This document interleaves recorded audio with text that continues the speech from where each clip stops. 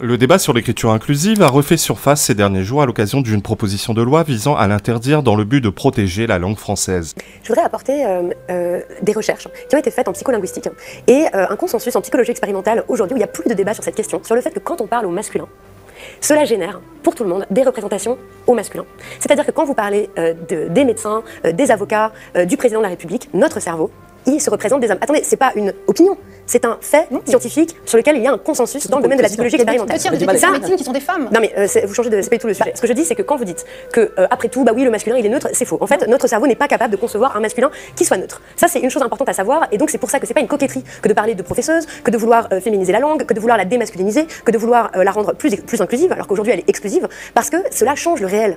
Quand vous faites par exemple des annonces pour des emplois, que vous mettez, nous sommes à la recherche d'un ingénieur ou d'une ingénieuse, d'accord ? Nous sommes à la recherche d'un avocat ou d'une avocate, les femmes répondent beaucoup plus à ces annonces. C'est illégal de ne pas le faire aujourd'hui. Ça a un effet sur le fait du recrutement pendant des années. On n'a pas le droit d'écrire une annonce qui ne soit pas, qui ne s'adresse pas aux femmes comme aux hommes. C'est interdit. Donc c'est fait. Je veux dire, pourquoi militer pour un truc qui existe déjà? Donc c'est très important de continuer dans ce mouvement-là parce que ça change le réel, parce qu'on vit encore dans un monde où les femmes et les hommes ne sont pas à égalité. Donc on a besoin en fait de tous les outils possibles pour aller vers cette égalité, et le fait de démasculiniser notre langue, qui reste très masculine, le fait qu'on imagine que parler des hommes, ça suffit pour définir le genre humain, ça le montre, ça a des effets sur nos cerveaux, ça a des effets sur l'homme avec un H majuscule.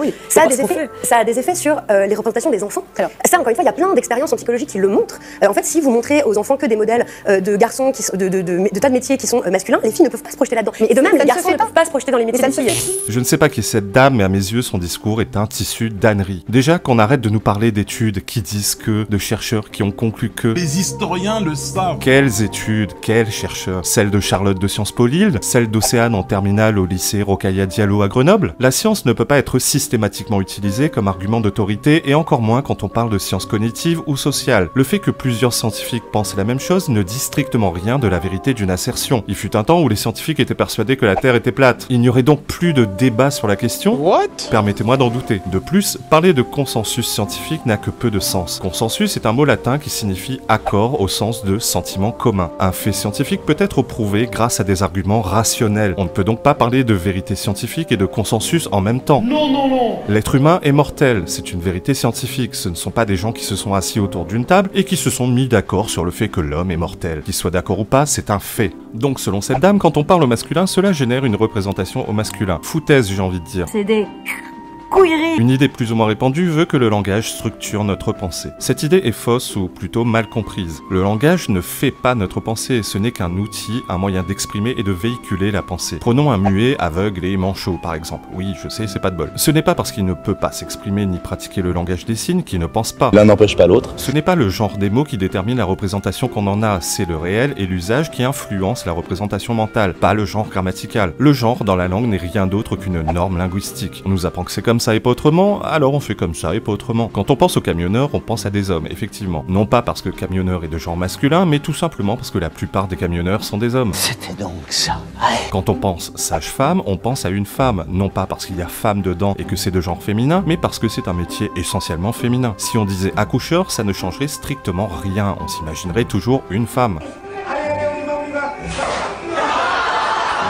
Quand on pense aux soldats, aux pompiers, aux éboueurs, on pense à des hommes, et ce pour la même raison. Ce sont des métiers pratiqués essentiellement par des hommes. Quand on pense clitoris, on pense à la femme. Non pas parce que clitoris est de genre masculin, mais parce que seules les femmes en ont un. Il faut pas confondre identité de genre et expression de genre, sinon on va déjà mal partir. Des couilles. C'est le contraire. Quand on pense à des avocats ou des médecins, on n'imagine ni des hommes ni des femmes, on pense à la fonction. Après, avocate et présidente sont entrées dans l'usage depuis longtemps, et ce n'est pas un problème. Mais personne ne dit « je vais chez ma médecine ». Non. Dans l'absolu, je suis pas contre la féminisation de certains noms de métiers tant que ça ne fait pas moche et que ça n'entraîne pas de confusion. De façon générale, je ne suis pas opposé à l'évolution de la langue. Le français que l'on parle au XXIe siècle n'est pas le même qu'on parlait au XIXe siècle, qui était lui-même différent du français du Xe siècle. Mais voilà, à mes yeux, l'évolution de la langue doit avoir un sens. Elle doit se faire naturellement dans l'usage, comme par exemple l'utilisation du pronom « on », qui était autrefois exclusivement la troisième personne du singulier, mais qui fait également usage depuis longtemps de première personne du pluriel. Cependant, lorsqu'on souhaite faire évoluer la langue pour des raisons idéologiques, là, ça me dérange. différence. Ça m'énerve. Ça me pose encore plus de problèmes lorsqu'on complexifie inutilement la langue alors que des règles simples existent déjà. Oui, le masculin fait office de neutre au pluriel, c'est une règle. Moi aussi on m'a appris petit qu'au pluriel le masculin l'emporte sur le féminin. Pourtant, ça n'a jamais signifié pour moi que l'homme est supérieur à la femme. Même étant petit, mon cerveau était capable de faire la différence entre le sexe et le genre. Ceux qui disent le contraire sont des menteurs. Lorsqu'elle dit que si on montre à des enfants des métiers qui sont masculins, les filles ne peuvent pas se projeter dans ces métiers, encore une fois, elle est dans la confusion. Le genre grammatical n'a rien à voir là-dedans. La projection de l'enfant dans X ou Y métier dépendra de son attirance personnelle pour ces métiers, mais également de comment ces métiers lui seront présentés par les adultes. Un enfant dont les parents sont par exemple bouchers... J'espère que vous avez le cœur bien accroché parce que c'est une véritable boucherie à l'intérieur.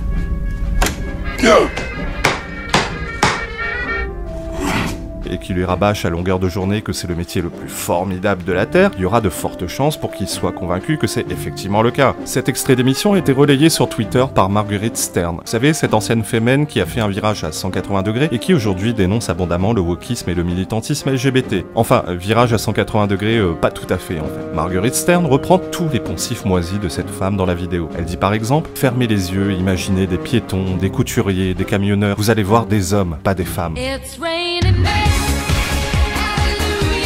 Perso, quand j'imagine des piétons, j'imagine des gens, des hommes et des femmes. Quand j'imagine des couturiers, j'imagine effectivement des hommes. Mais c'est parce que le mot couturière dans l'usage renvoie à la femme qui rapièce des vêtements, tandis que couturier nous renvoie l'image de celui qui évolue dans le monde de la mode, et ce monde est essentiellement masculin. Enfin, masculin, faut le dire vite. Je crois que la mode ne doit pas être enfermée dans les carcans du parisianisme. Avant tout, la mode, c'est quelque chose qui est très populaire, je crois. Quant à camionneur, je l'ai évoqué plus tôt. Oui, on s'imagine des hommes car il y a peu de femmes camionneuses. Encore une fois, c'est le réel qui influence notre vision de la composition des métiers, et pas un banal genre grammatical. Il n'y a qu'une infime minorité de gens au cerveau ravagé par l'idéologie pseudo-féministe qui pensent comme elle. Le problème, c'est qu'elle voudrait nous faire croire que ce que pense cette minorité est la norme.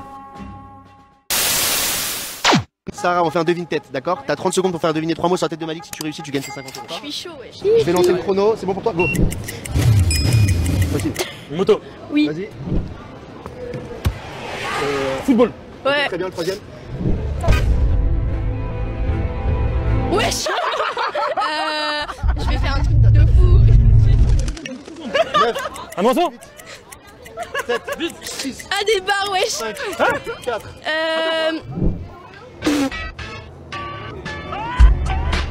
Dernière chance. Non mec, ne fais pas ça. T'as 5 secondes. Ne fais pas ça.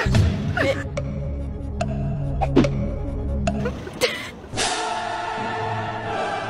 Je suis en bâtard de ouf, bref. Moi, t'as dit moi? Alors le mot c'était étranger. C'était étranger?